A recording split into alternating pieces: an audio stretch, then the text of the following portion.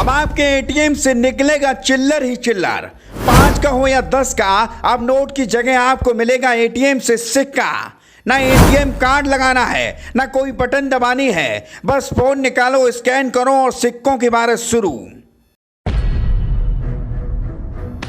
अब आपको ATM machine से पैसे निकालने के लिए एटीएम कार्ड ले जाने की कोई ज़रूरत नहीं पड़ेगी, क्योंकि एटीएम से नोट की जगह अब सिक्के निकलेंगे, वो भी बिना एटीएम कार्ड से।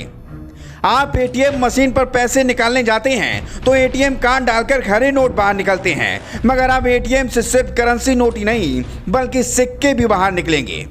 दरअसल बुधवार को 3 दिवसीय आरबीआई एमपीसी की बैठक के बाद गवर्नर शशिकांत दास ने लगातार छठी बार रेपो रेट में इजाफे की घोषणा करने के साथ ही क्यूआर आधारित वेंडिंग मशीन का पायलट प्रोजेक्ट लॉन्च करने का भी ऐलान कर दिया है। आरबीआई गवर्नर शशिकांत दास ने बताया है कि केंद्रीय बैंक क्यूआर आधारित वेंडिंग मशीन का पायलट प्रोजेक्ट लॉन्च करने जा रही है। इसका उद्देश्य सिक्कों की उपलब्धता को बढ़ाना है। उन्होंने बताया कि रिजर्व बैंक शुरुआती चरण में इसे देश के 12 शहरों में शुरू करने जा रहा है। इन QR code based vending machine का इस्तेमाल यूपीआई के जरिए किया जाएगा और इनसे नोट की जगह सिक्के बाहर निकलेंगे। हालांकि इस पायलट प्रोजेक्ट के लिए किन 12 शहरों को चुना गया है, इसका अभी तक कोई खुलासा नहीं किया गया है। इन कॉइन वेंडिंग मशीन से कोई भी ग्राहक अपने यूपीआई ऐप के जरिए मशीन के ऊपर लगे क्यूआर कोड को स्कैन करके सिक्के निकालने में सक्षम होगा। जितनी कीमत के सिक्के ग्राहक निकालेगा उसके रजिस्टर्ड बैंक अकाउंट से वो राशि डेबिट हो जाएगी। बिल्कुल आसान प्रोसेस से जिस तरह आप एटीएम पर जाकर अपने डेबिट कार्ड के जरिए नोट निकालते हैं, वैसे ही इस मशीन से आप क्यूआर कोड स्कैन करके सिक्का निकाल सकेंगे। अभी 12 शहरों में शुरू होने जा रहे इस पायलट प्रोजेक्ट की सफलता के आधार पर इसका विस्तार किया जाएगा।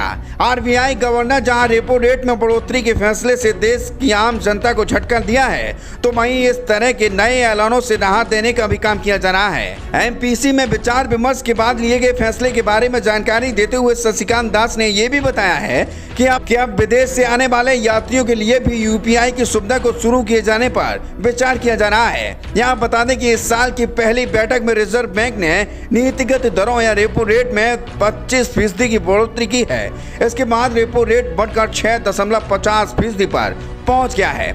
आरबीआई गवर्नर ने यह भी कहा है कि भारतीय अर्थव्यवस्था पिछले 3 वर्षों में कई बड़े झटकों से सफलतापूर्वक निपटी है और पहले से अधिक मजबूत होकर उभरी है। दुनिया ने भी इस बात को माना है और सराहना की है। उन्होंने अपने बयान में कहा है कि मुझे यहाँ नेताजी सुभाष चंद्र बोस के शब्द याद आ रहे हैं, भारत की नीयत में अपना विश्वास कभी न खोएं। Bureau report, DSK news.